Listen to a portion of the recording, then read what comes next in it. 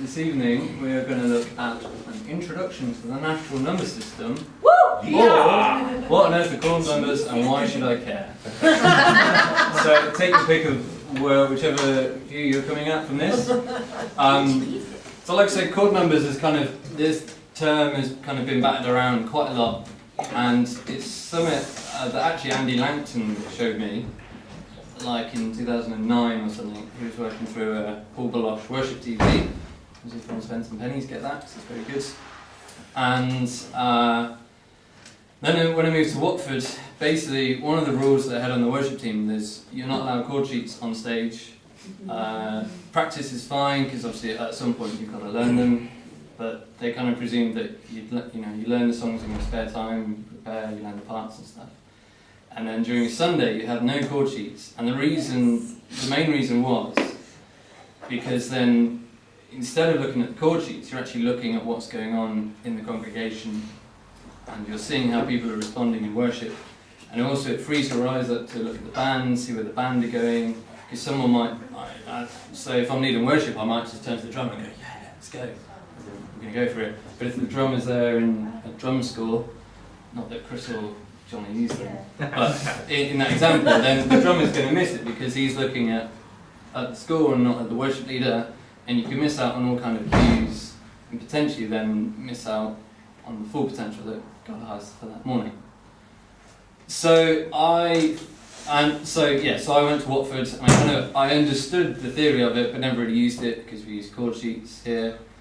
And then being thrown in that deep end of saying, right, you're not allowed chord sheets, you need to learn the songs, and they use chord numbers, and it didn't actually take me that long to get into it and actually kind of utilise it and see its full potential. And because I've kind of seen it work and I've seen it be better, there are times when you think, what the chords, and you're kind of like, some people are calling out the chords, it's 1, 4, whatever, as you're playing. But even then when you've got the chords, it's so much more beneficial to kind of be able to look at the band and look at the congregation. So on balance, pros and cons of using this system to its full potential, the pros completely kind of stack up against it. So, so I thought I would introduce it tonight. Like I said, a few of you have kind of looked at what it is before and that kind of thing. So we'll run through. So essentially, answering the first question, what are chord numbers? Chord numbers are useful. I would say that because I like them. I believe they're a vital tool to enable us to go off the set. So like I said, you're not restricted to having a chord sheet in front of you. So where there's times where we feel we need to do another song but we haven't got the chords, it's like, well, what do we do? Do you kind of stop the service, go into the cupboard, find the chords? Or some people kind of play along, that kind of thing. It's an easy way to learn songs by heart. The theory is that you learn the chords once, you just learn one number sequence. The number sequence will never change. Whereas if you were trying to learn songs using the chords, so learn it in the key of A, key of G, E, because we do loads of different keys of the same song, you've got to learn it, 5-6 times of the different keys that we could potentially do it in. And I find the sequence of numbers easy to remember than like chords in B flat, so you've got B flat, E flat, all kinds of stuff, and you're trying to get your head around all this. But then we're in A, so that's now sharp minor, and like I said, it enables us to remove the crutch of the chord sheets. It's easier to rearrange songs in rehearsal or kind of call out chords on the fly. So if we don't like the sound of a certain chord, oh no, let's not do the 4, let's do the 2 there. Or you can call out chords, so if someone doesn't know it, rather than, you can basically just go like, we're playing 1 next, la la la, 4, and everyone knows what you mean. And also because guitarists would quite often use a capo, keyboardists could use the transpose, the bass, the bass would be in someone else. So potentially we could have 3 instruments on stage that are playing different chords, but they'll be the same sound. Does that make sense? So then trying to communicate to the bands oh, I'm playing a G, but actually for you it's an A, but for you it's a B flat. We can just say it's like the first chord, whatever. And after a while of me using this, it teaches our ear to pick up on kind of chord relations. There's times where you don't play any chords that are on the chord sheet, whatever. We're just kind of playing through 2 or 3 chords. It kind of teaches your ear to hear the relevance between them, rather than just playing by what you see. So it says G there. I know that note's a G. You actually your ear begins to hear the relations between the notes in the scale. Now, having said all that, obviously, my dream would be that we all use this. We turn up on a Sunday, we don't need chord sheets, because either we've learnt the chords, or we're watching someone else call the chords, or we can hear where the music's going.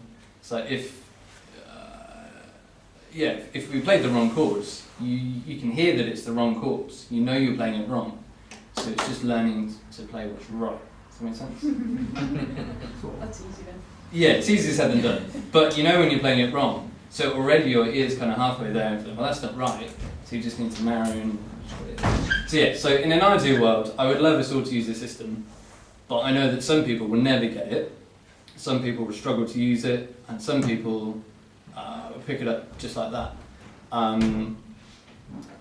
And so, like I said, this is an introduction to it, and then over a few months we'll look at it again, and we'll just kind of keep pushing ourselves bit by bit. And then over a year, 2, 3 years, 50% of us, 75% of us might be there.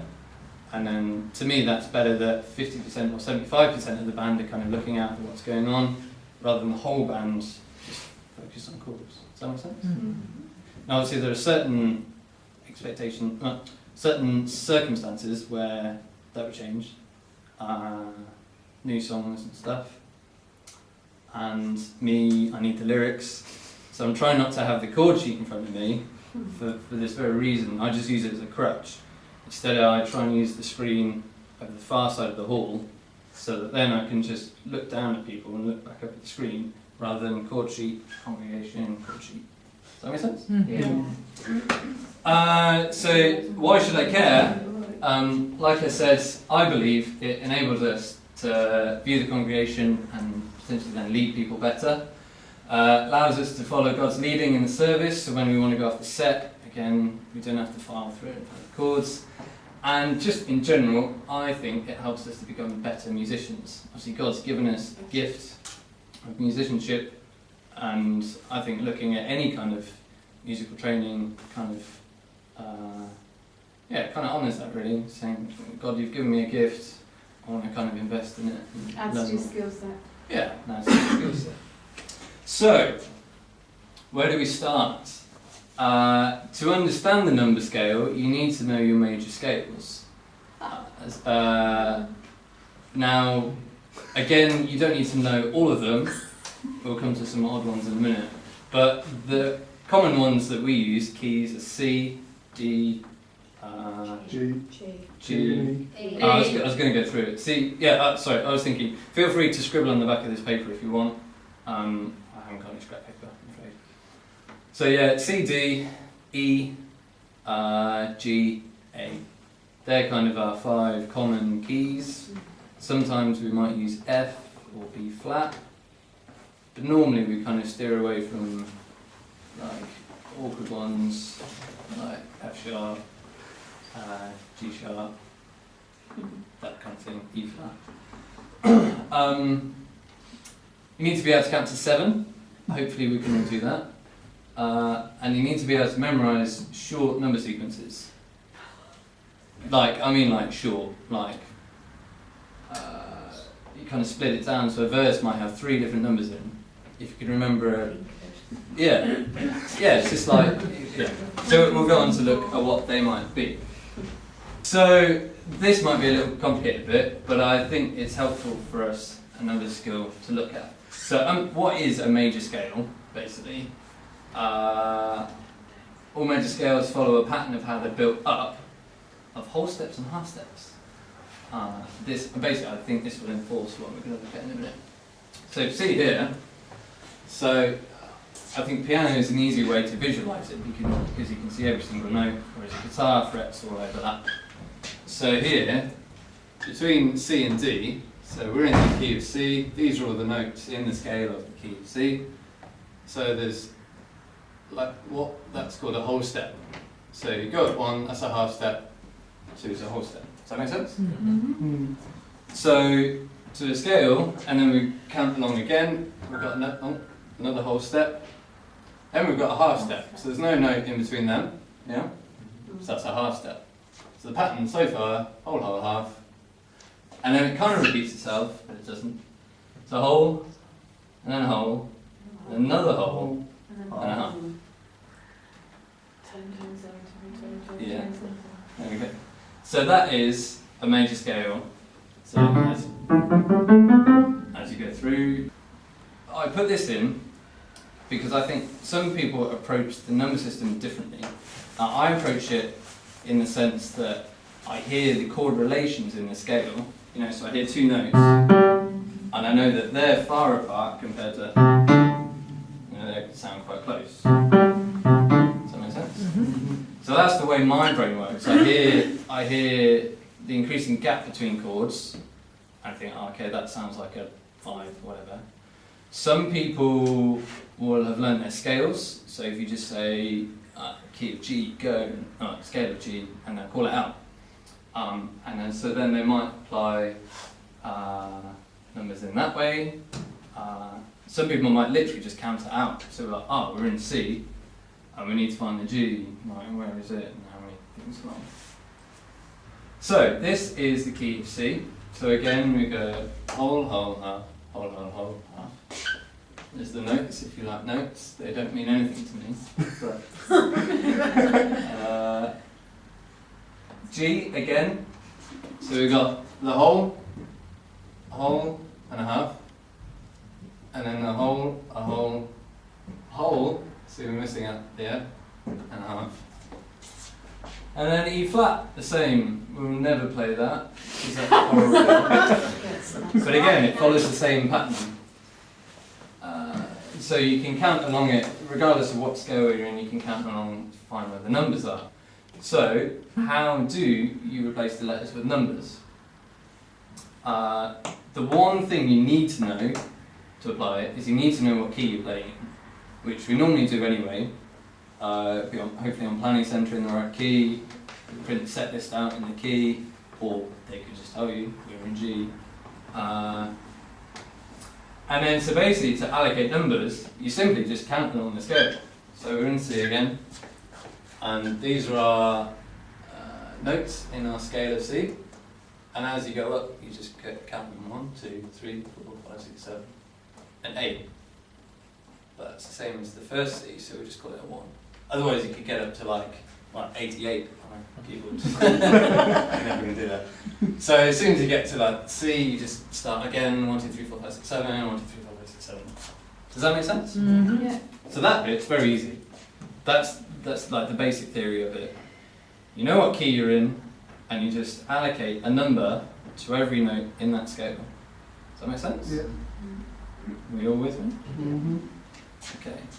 So you have to know what order the notes come in? Yes. So, like I said earlier, you need to know the scale of that key. So there's only really those 5 main keys that we play in, and there's like the other 3 kind of extras. So I suppose what I meant is as long as you know it goes A, B, C, D, E, F, G, A, B, C, D, E, F, G, A, B, C, D. Yeah. Yeah. Not C, F, D, B, E. Yeah, G. just like it Yeah. starts at A and it just goes down like A, B, C, D, E, F, G, and then you start A again. Yes. That's what I Yeah. meant. It just loops, and so whatever key you're in. So we're in the key of C. C is number 1. You don't start at G because then you'll lose yourself. So whatever key you're in, that is number 1, and that is what we call the root note, or the chord that when you play it at the end of a song, it feels resolved, feels comfortable. Whereas if you land on another key, you're like, you gonna play some more? No? Oh, okay. So I like to have it finish on 1. So we've allocated our numbers, But obviously we don't just always have clean chords like that. We have minor chords and stuff. So how do they get put in? So a scale will have a major and minor pattern. Regardless of what key you're in, the numbers will be major or minor. So numbers 1, 4 and 5. So like I said, you count up 1, 2, 3, 4, 5 and 1. They are always major chords in kind of Western music. If you're playing straight out of the bat, sometimes musicians get clever and change them. But presume that there will always be 1, 4 and 5. Does that make sense? Yeah. 2, 3 and 6 are minor chords. Again, in the system they were always that unless stated otherwise. And number 7 is a bit weird. Technically, it should be a 7 diminished, but in worship stuff it could be anything. So kind of always kind of check that first. Hardly ever have a 7, do you? No, we hardly ever use a 7. You might use that as a bass note. I think, but that's yeah. As a piano player, you'd never shout out 7. Yeah, but not in the kind of music that we do. Quite a lot of gospel stuff uses it, rock stuff. But yeah, we rarely ever use it. So let me play how this sounds. So I'll play it how it should sound, and then I'll play it without the minors, so you can actually hear the difference. So we're in C. So C, a D, would be a D minor. Does that make sense? E minor, F, G, A minor. B diminished is C. Can you hear that? It's nice and flowing up. So if I remove the minors, you're hearing that sound. So C, D, E, F, G, A, B, C. It doesn't quite sound like.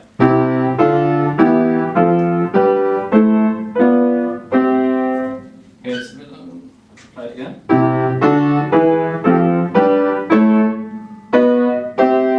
It's a little bit jarring. Does that make sense? So that's quite important to remember. It's the major and minor thing. So you can pretty much just forget that. So you've got to learn that 3 of your chords are going to be major and 3 of them are going to be minor. Does that make sense? And will it always be 2, 3 and 6 and 1, 4 and 5? Yes, always. That's a standard, is it? Yeah. So I think there's some more slides looking at that in a minute, but regardless of whatever key you're in, even if you're in that E flat, the 1, the 4 and the 5 are going to be major and the others are going to be minor. Okay. So if you say we're going to play this in G, am I getting it right that if you play in G, number 2 will be A, and that'll be A minor, therefore? That is correct, yes. Well done. Design. It's my first time. Should have got like little gold stickers. So yeah, precisely. That's exactly it. Peaked. Peaked, that's it. I'll be testing you later. So like I said, we're in G now. So like you said, 2 is the A, and that will become A minor. Because these are just the notes in the scale, remember?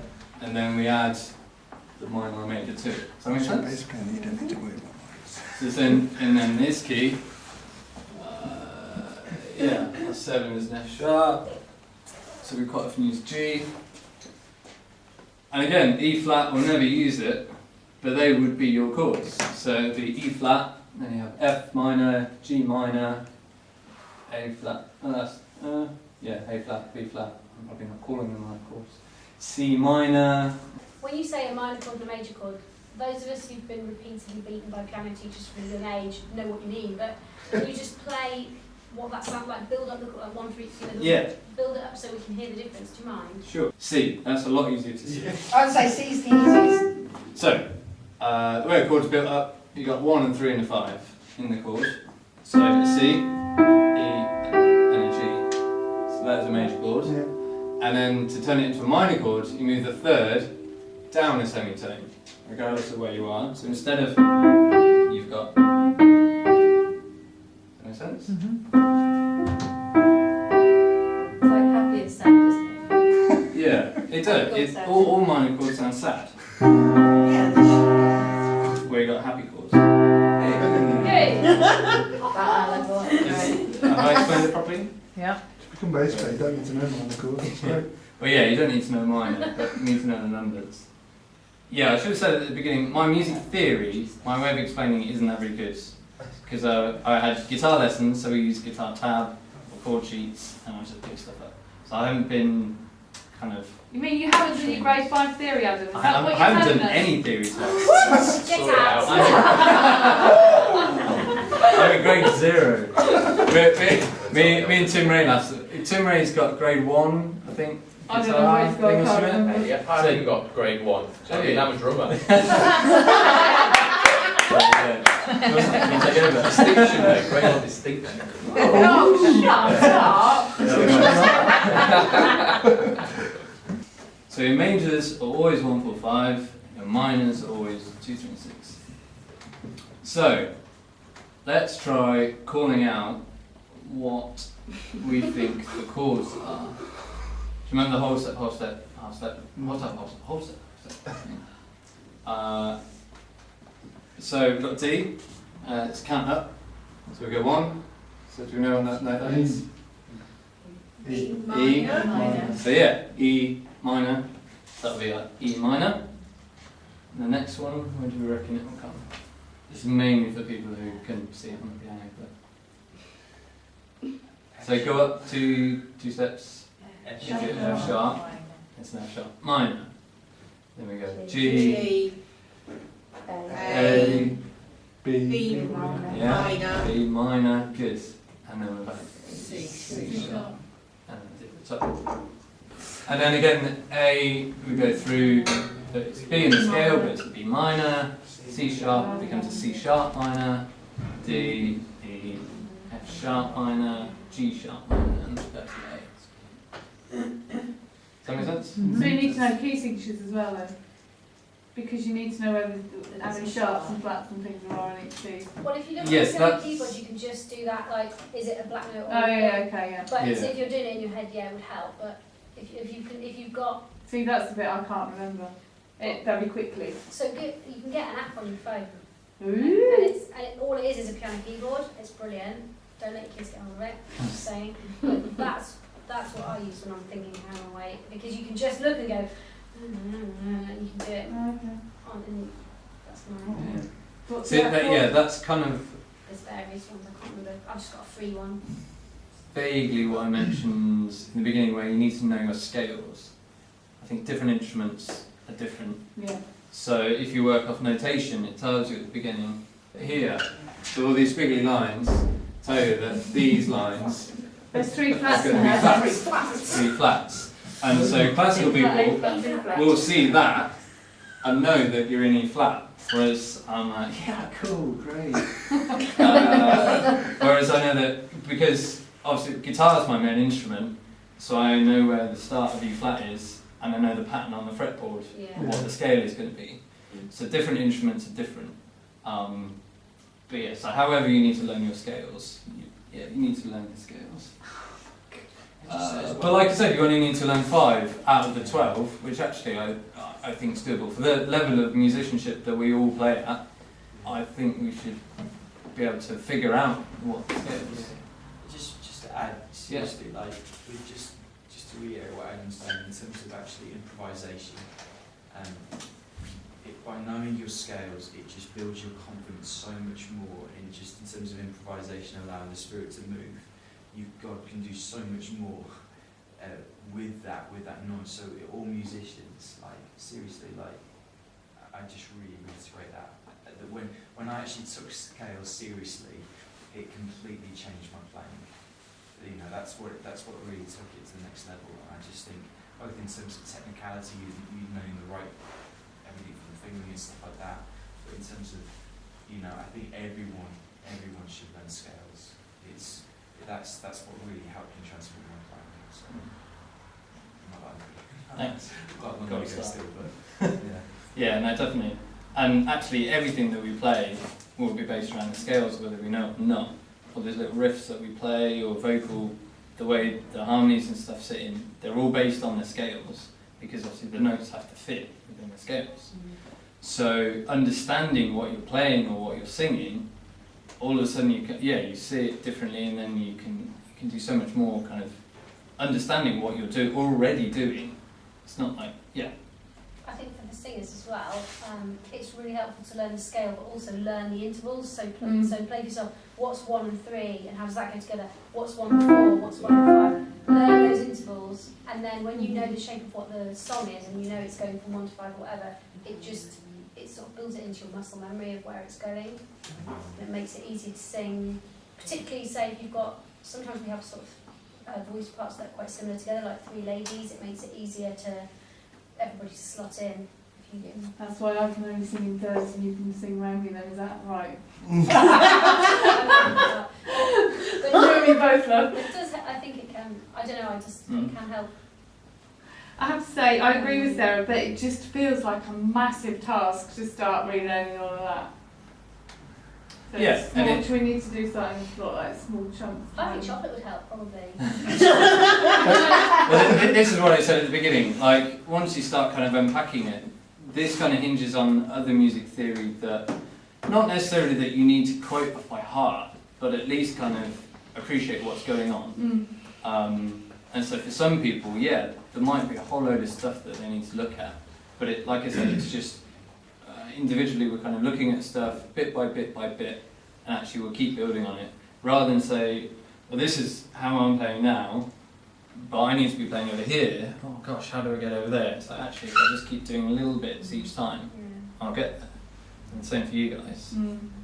So, putting it into practice, how do we kind of sort those scales out, sort those numbers, and actually use them on a Sunday? So we're going to work through this together. Got some handouts. That's all nice thing. So there's some pens on the tables, feel free to scribble. The exam. Don't forget the last page. Oh yeah. So what we're going to do, I picked 2 keys, probably our most common keys, A and G, no particular order. So on the front of the handout, I've got the piano thing with the notes of the scale of A and the scale of G, and underneath you've got the numbers on what will be major and minor. So, using the verse of Blessed Be Your Name, let's call it all out. So we're in the key of A, so what will A become? 1. Work through E. 5. 6. 4. 4. 1, 5, 4. You clever bee. Yeah. So it turns out like this. So pretty easy. Obviously it's easy now because we've got stuff in front of us, but the more we kind of look at it and we learn, the more to do. Let's have a look at another one. This is the chorus. So again, let's do the same. So what will A be? 1, E, 5, extra minor, 4, D. 1. Yeah. So we'll go through, and it'll turn out like this. Now, does anyone notice a little pattern occurring here? Same. Oh yeah! It's all the same. So get rid of that. So obviously, sometimes they write extra stuff in. So this is what I was talking about. You essentially need to learn 1, 5, 6, 4. I think we could all probably remember that order. And then every now and then you just need to know. We're so lazy Christians, aren't Oh, like I just need to throw that in. So this is what I was talking about. So we go back to the verse. 1, 5, 6, 4. Alright? Chorus. 1, 5, 6, 4. I bet if you looked at another one of his songs, it would be similar. Yeah. Picture. So many songs, and when we look at it, and actually we joke about Christian songs being easy. Pop songs, they use like 2 or 3 chords. Yeah, we do. Yeah. So, but this is Western music. It's all like all the major chords and the odd 6 minor, and it sounds really happy to us, so we like it. So Blessed Be Your Name. Obviously, there are a couple of variables: 1, 5, 6, 4, 1, 5, 4, 1, 4.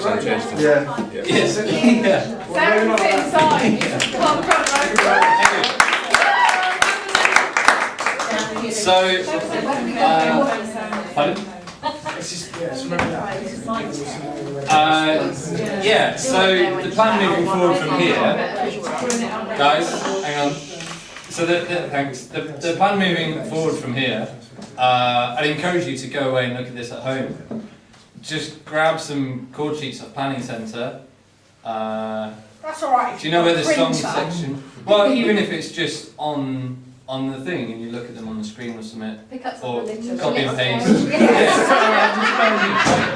grab old chord sheets. Take chord sheets away from Sundays because most of the time they go in the bin. So it's a bit of a waste. So take them away, scribble on them, and just learn. I was watching these guys earlier in the key of A. They were translating the numbers back, and they knew that 6 was going to be an F sharp minor, so they were just boshing through. They didn't have to look at the piano roll. And so you get to know that in the key of A, the 6 is an F sharp minor. And so like I said, there's 4 or 5 main keys that we use. And it won't take you too long to be able to kind of roughly remember what chords are in that sequence. The weirder keys that we hardly ever use, I don't expect you to learn them. But again, obviously the same principle applies to them. So moving forward from here, go away, look at this, practice some if you want. Feel free to start using them, challenge yourself. So for the easy songs, like we looked at, Blessed Be Your Name, Happy Day. Happy Days are all the same chords all the way through, just repeat. So challenge yourself, don't have the chords in front of you. Have them in the practice if you need to kind of recap, but literally like turn them over. You can have them there if you can whip them around if you actually need them, but yeah, challenge yourself. And I bet you'll be surprised at how easy some of the songs like that are to pick up. Well, one more thing that might help in your practice, at the very back of the handout, there is a list that Ellie's kindly put together of our most frequently used songs at BEC according to Planning Centre, the number of times that they appear, and I've put the keys on the end, the most common keys that we will play those songs in. So you can start on paper, scribbling out what they'll be, numbers and stuff, and vice versa. And another little game you can play, guess the worship leader who caused these songs to be as high on the list as Enjoy.